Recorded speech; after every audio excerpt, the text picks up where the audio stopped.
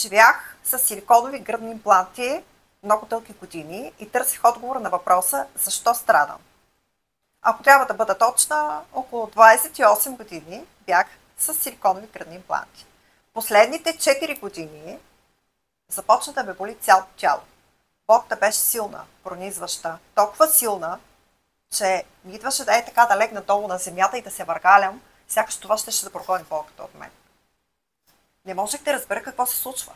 Нямах никаква представа. Ходех от лекар на лекар. Специалистите лекуваха само симптомите. Какво значи симптоматично лечение? Боли те глава, дава ти аналгин. Отиваш на ревматолог, защото те боли коляното или ти боли ставата. Дава ти лекарства, с които можеш да се излекуваш, но на мен тези лекарства не ми действаха. Защото никой не търсеше причината. Силиконовите импланти никога не бяха част от уравнението на лекарите. Като човек, който съм с 2 магистратури, едната е по икономика, завършил съм УНСС София, другата е по оптометрия, Софийски университет Климент Охридски. Това го казвам, не за да се хваля, казвам го, за да може да разберете, че аз съм се опитала да структурирам всички знания, свързани с силиконовите импланти и болестта, която те носят, в една книга и съм я писала 2 години, като 4 години си записвах симптомите.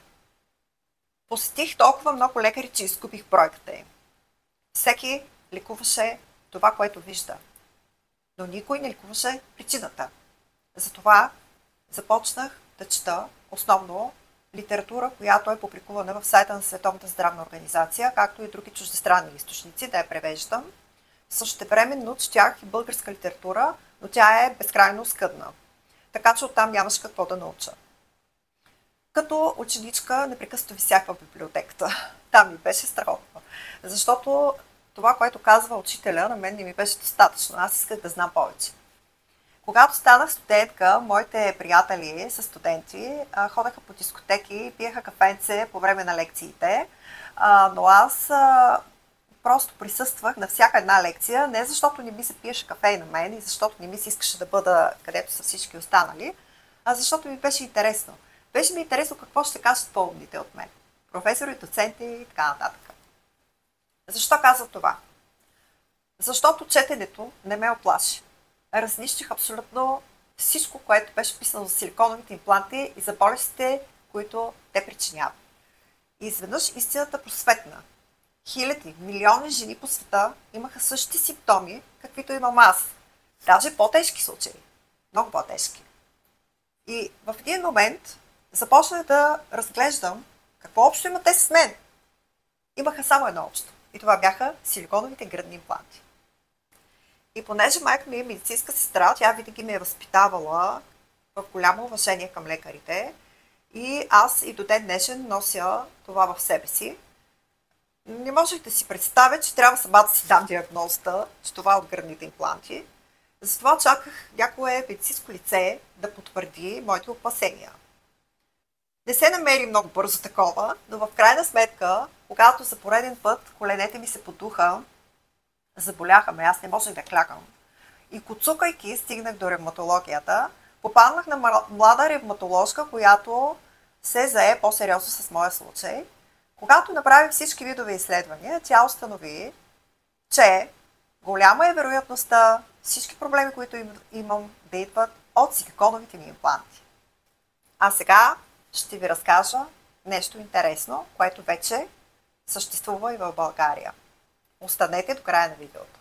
Българска асоциация по пластична, реконструктивна и естетична хирургия БАПРЕХ. Искам да видите каква е темата в тази точка, която ви показвам с червената стрелка. Превеждам на български. Премахване на импланти с пълна капсулектомия за лечение на болестта на гръдния имплант. Предварително изследване при 50 жени. Представете си, щом официалната извадка е 50, те са в пъти повече. Говорим за стотици. И то само при един хирург, само в България. Да, болестта на гръдния имплант вече е на официална сцена. Изследвания, данни, представяне. И човекът, който стои за това, доктор Константин Гигов и неговият екип. Хирурзи, които реално премахват импланти от години. И виждат жените преди и след. Хора, които знаят за какво става дума, защото минават през това всеки ден.